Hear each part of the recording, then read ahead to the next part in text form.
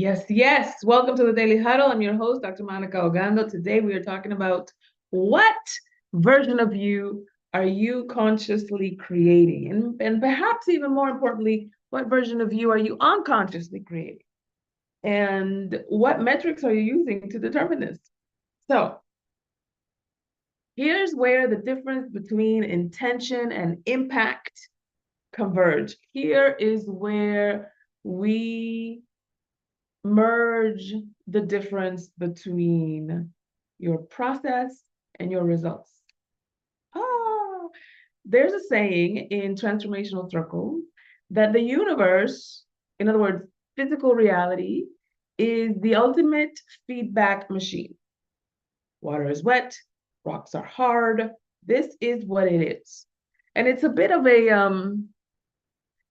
circular argument, if you ask me, because uh, we experience the universe based on our internal reality.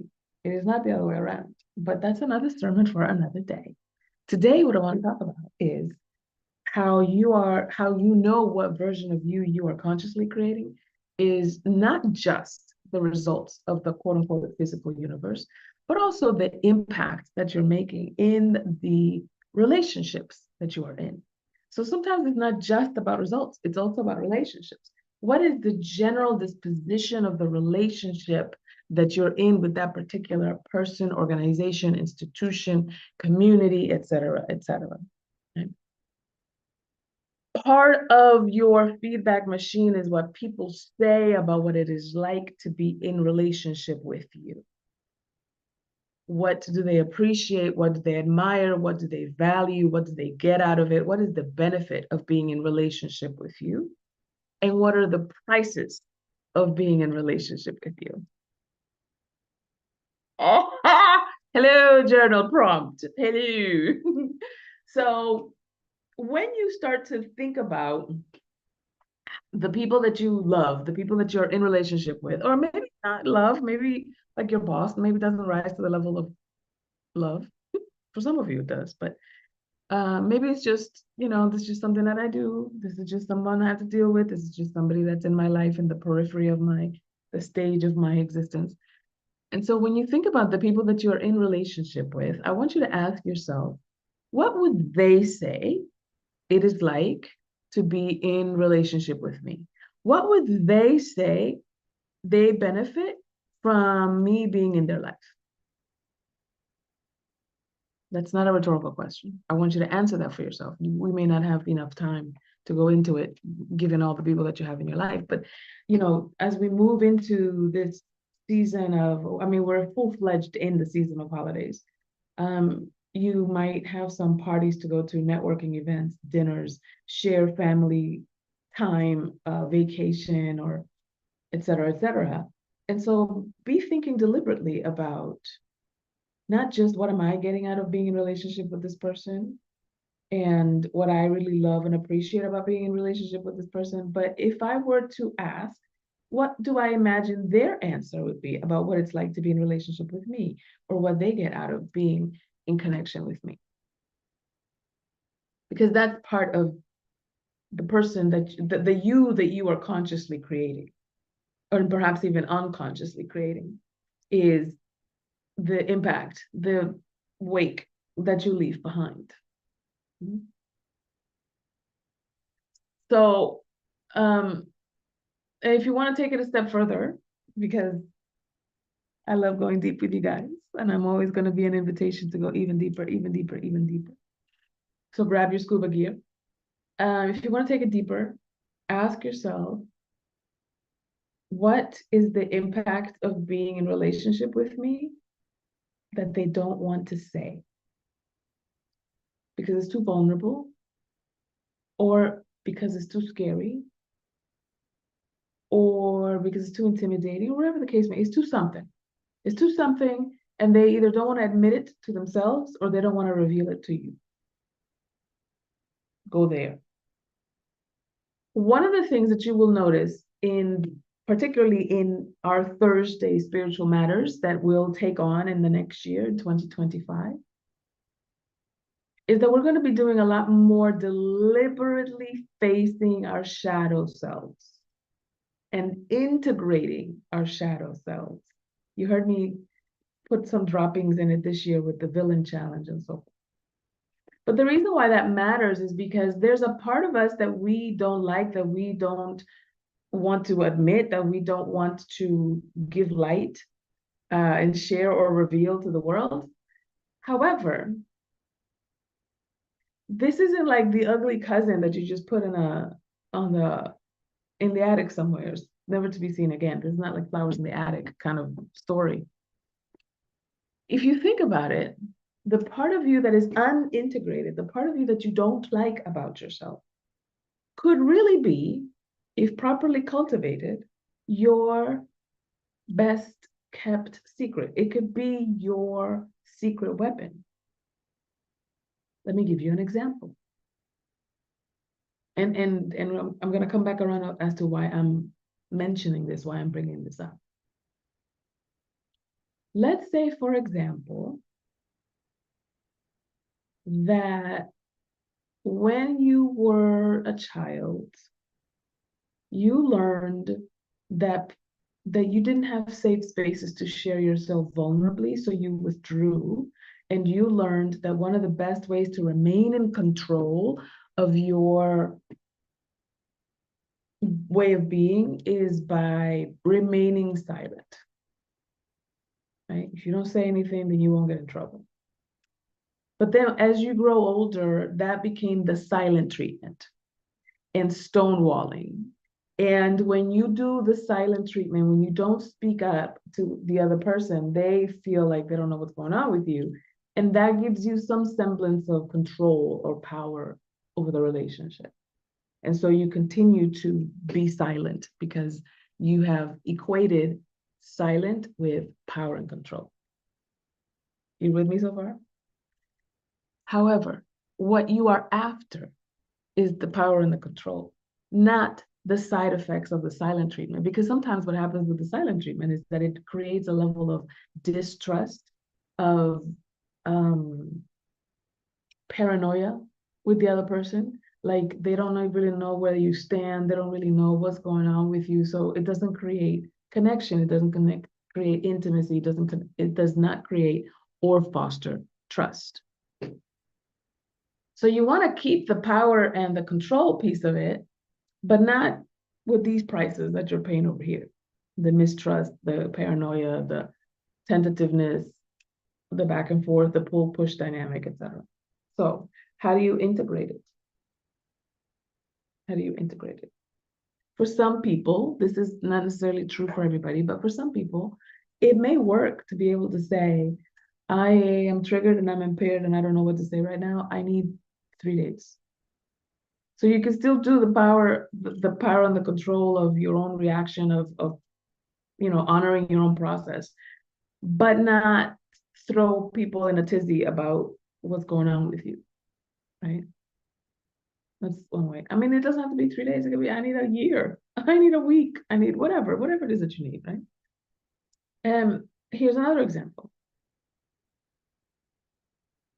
You might be the kind of person who is very effusive and affectionate and self-expressed. I count myself among these people. I sometimes speak and say the unsayable thing, and sometimes in the quote unquote polite company that might come across as too forward, too forthright, too out there, too like you're talking too much. I've been accused of talking too much ever since I was a child. And so sometimes I withhold that because I'm like, I don't want to make people feel bad, but I also don't want to lie or lie by withholding or whatever, right? And so one of the ways that I have integrated that is, I mean, I still want to be able to say what I want to say, though. Like I don't want to feel edited. I don't want to feel shut down. But I also don't want you to feel threatened or uncomfortable or whatever the case may be. So in as much as it is in my power, I will continue to share the consent of co-creating the relationship. So for example, let's say Rashida, you're here, I'm gonna pick on you. Rashida and I are having a conversation and I noticed something about something that she has said. I have some insight about something that she has said, but I'm not quite I'm not quite clear whether or not she wants to hear it, whether she's ready for it, whether she's gonna take it, receive it as the gift that I mean it to be, or if she's gonna take offense to it or whatever. So I'll ask. Because questions are the creative acts of intelligence. Because one of the values that we talk about here is audit your assumptions. I am not going to assume, or at least I'm going to notice that I'm assuming that what I'm going to say is going to be offensive. That is not necessarily true. Let me check. Rashida, something just came up for me that I would like to share with you. But I wanted to land like a gift. I wanted to land like a contribution. I wanted to land like an invitation, not like an offense. Is that something that you're open to? And she might say, I'm too triggered right now to hear anything you gotta say. I just want to continue venting, or I just want to continue talking, or yeah, no, I'm not really in a position to right? You gotta let people be where they are. Even if letting people be where they are is they don't want to be there. Especially if they don't want to be there. You got to respect that, right? And when you approach your relationship, like you respect the power of self-determination, Kuji Jagalia. Okay, we're gonna have Kwanzaa in a few days. If you respect people's autonomy and ability to create their own reality, and they know that you respect their ability to create their own reality, they're far more open to receiving your feedback, your input, your contribution, than if you were just to kind of like plow through like a bull in a china shop. And you have heard me say before, this goes directly to the theme of today, of you creating, what version of you are you consciously creating? You have heard me say before that you are a creation of the divine, that you are made in the image and likeness of your divine creator. And you can use the power of God to disprove that you are God in your own life. In other words, you can use the power of self-determination to make yourself a victim. People do this all the time. That you use the power of self-determination, of self-authoring. To say I am not the author is part of how you author yourself.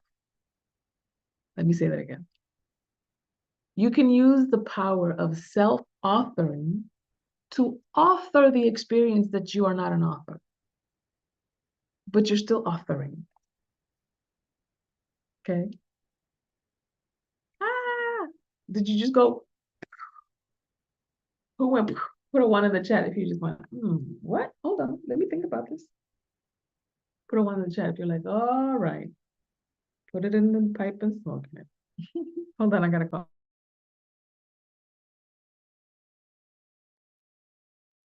Excuse me. All right, so as we are moving towards this is now the penultimate week of the year. And you might be having some holiday time, office holiday party, or family holidays, vacations, getaways, or you might have the opportunity, like I do, to hunker down and not go anywhere and go within, because this is the time. Nature has shown it, especially in the northern hemisphere, where it's cold and barren outside, for you to go within. And one of the exercises that I always do around this time is a burning bowl ceremony. And the burning bowl ceremony allows you to consciously create the version of yourself that you say you want to have in the world. How? There's parts of you that you get to consciously acknowledge that this is how you've been operating, and release the parts that you no longer want or that you feel no longer serve you, etc. And then write the script of the version of yourself that you are bringing in the new year. Okay? Because what that does is that selective attention allows you to, where your attention goes, energy flows and reality grows.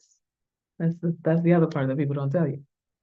Where your attention goes, energy flows and reality grows.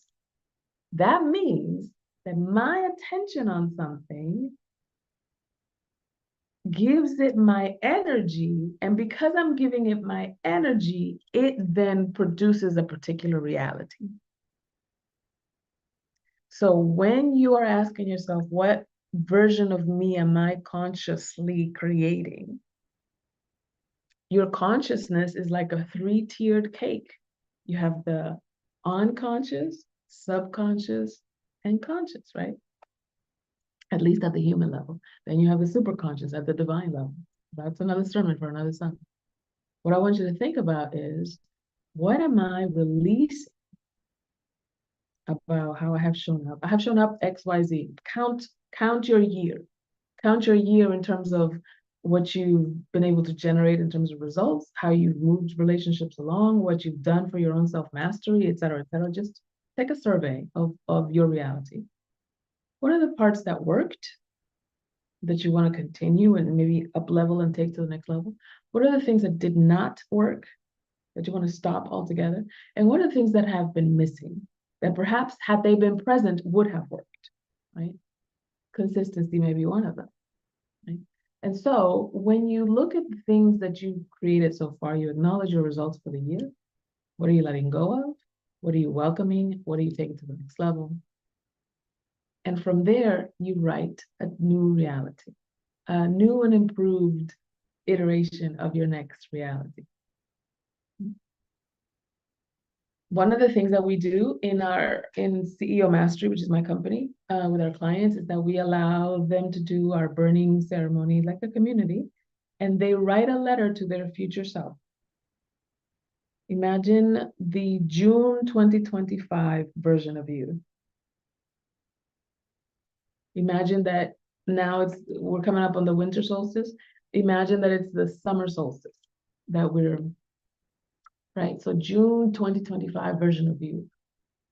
What do they know? What does she know? What does he know that you had to do in order to get there?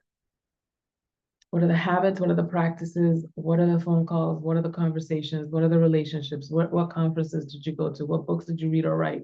What projects did you complete? What did you start? What job did you leave? What job did you go to? What business did you start? What business did you close? Whatever those things are, those details. And you write all of those things down as though you are telling the story of how I got to where I am, as though you are already where you want to be. It's a done deal. It's a fait accompli, like the French say.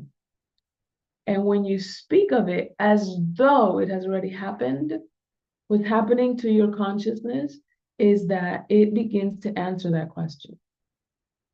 That's why I tell you that questions are the creative acts of intelligence, because if you give your subconscious a properly designed question, it will go in there to try to figure out an answer.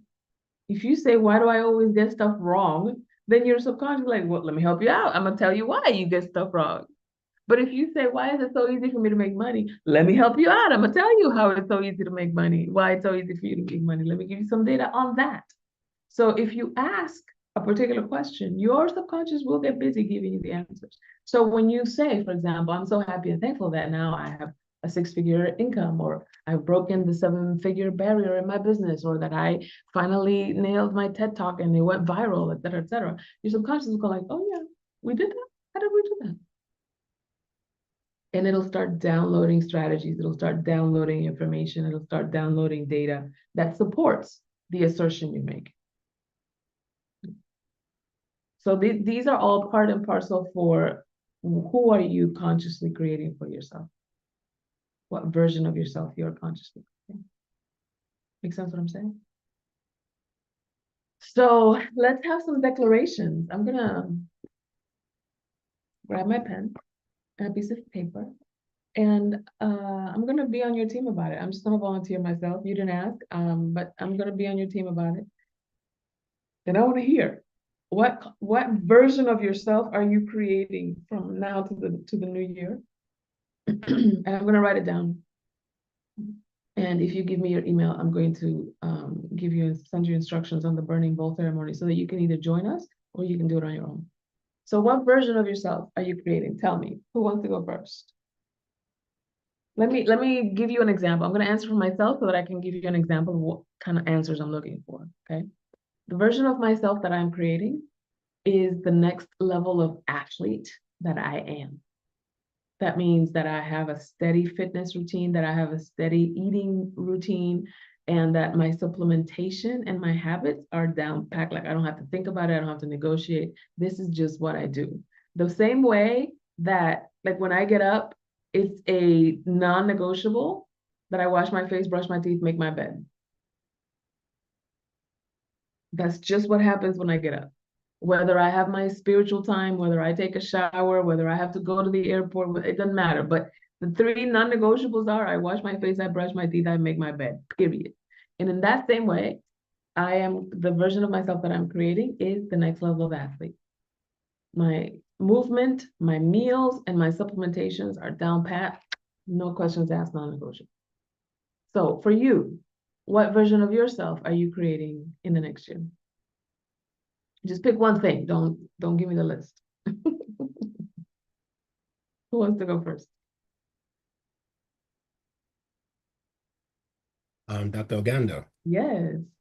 So what I'm getting from this is um, the next version, this new, not the next version, but this new Oh, current version of okay. myself now. The new Yeah. version, which is the current version, starting right now, Okay, got it. is I'm a converter of all energies because I realize that everything is energy and Mm-hmm. all circumstances that I call either good, that I would label good or label bad, are Mm-hmm. energy that I use for my benefit.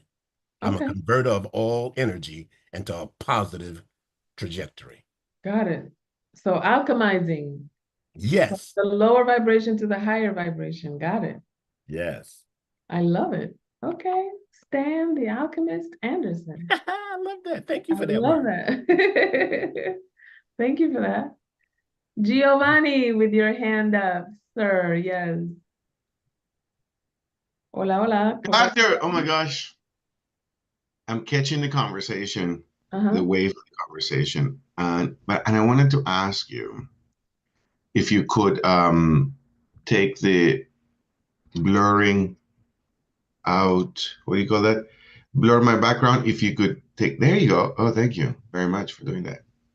He was I didn't showing. take it out, but I came closer to the camera because it does do that. I don't know why. But is it Oh better yeah, too? it was taking you to a different matrix. So, Hello. but in the context of the conversation, Hmm. uh, what version of you are consciously creating right now?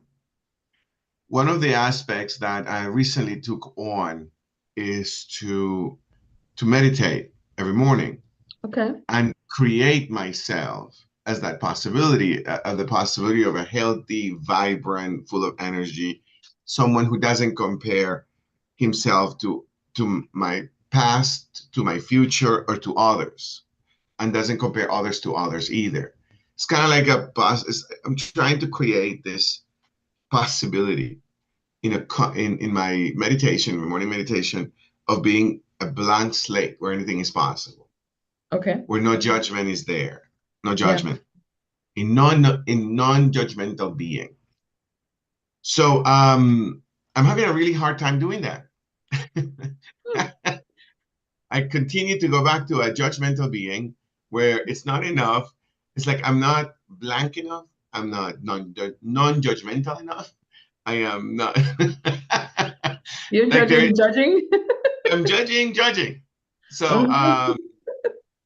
so like a question or maybe more like a comment. I'd love to get a comment from you on that gap that I even find myself saying, well, you're not healthy enough. Well, you're not vibrant enough. Like meditate harder. Like be better at meditating. Like be quieter. It's always this like need to close the gap in a forceful way that leaves me stressed out about meditating too. Like I don't know. Like I wanted to make that comment and Yeah, what thank you. where your thoughts are leading you. Yes, thank you for bringing that up, because we do find ourselves sometimes in these kinds of thought loops.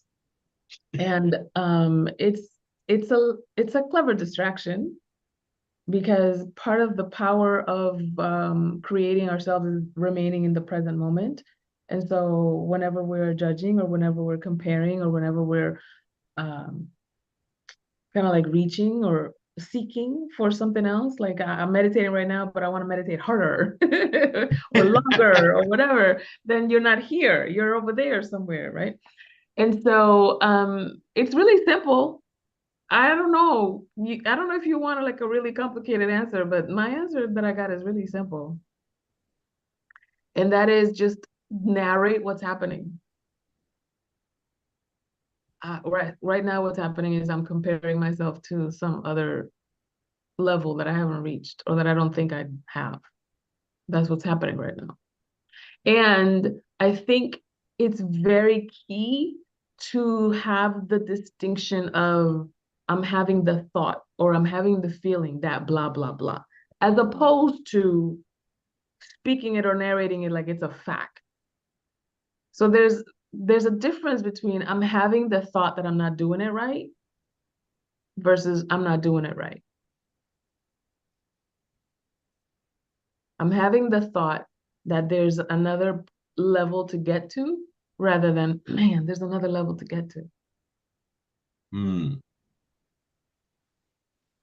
Right? That's a difference. Because if I can have the thought that there's another level to get to, I can have another thought that I'm fine right here. I could just switch thoughts. Right? But the clever trick of the ego is to language it as though the ego's reality is the reality. And so when you get to narrating the reality, then you can see that there's a different narration that's also available to you. I like how you create I like how you're creating a particular paradigm or a particular world for the ego. And I love that you use this word clever.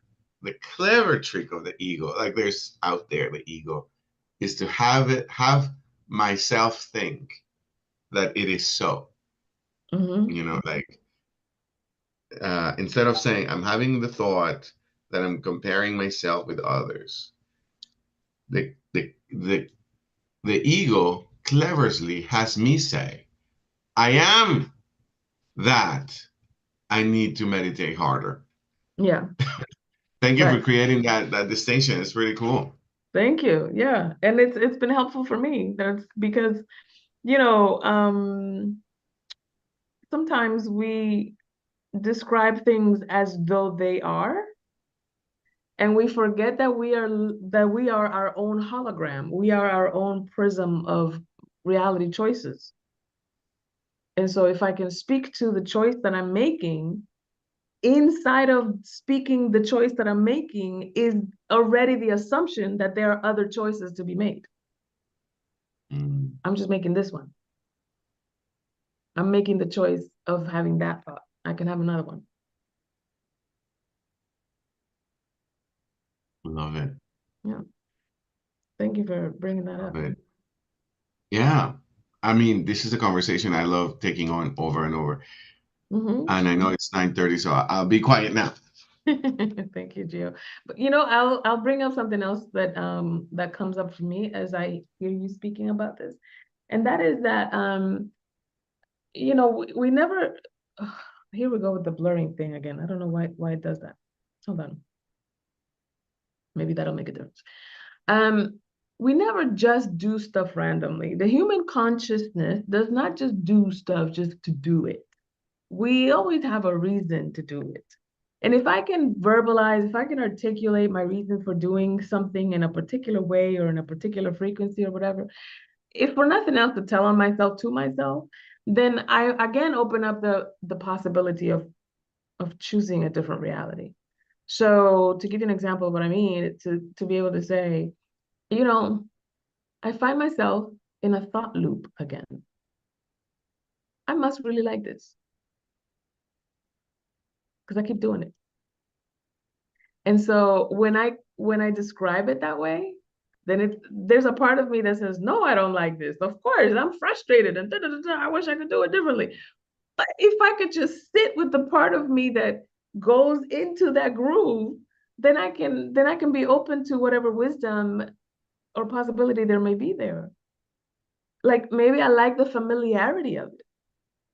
So I'm not necessarily saying yes to my comparison thing, but I like that it's familiar. So let's create familiarity somewhere else. That's another invitation.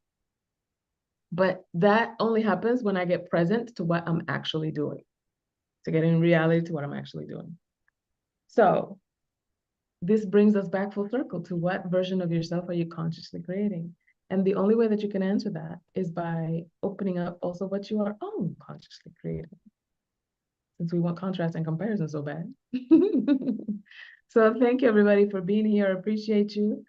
Thank you for joining us for yet another Spiritual Matters Thursday. Remember to love always, to laugh out loud and generously, stress less, eat more plant-based food, give of yourself, your time, your energy, your attention, sleep at least 7 hours, 9, especially now in the winter. Move your body. Remember that twerking is a Kundalini raising spiritual practice. And of course, audit your assumptions. Check yourself before you wreck yourself. Audit your assumptions.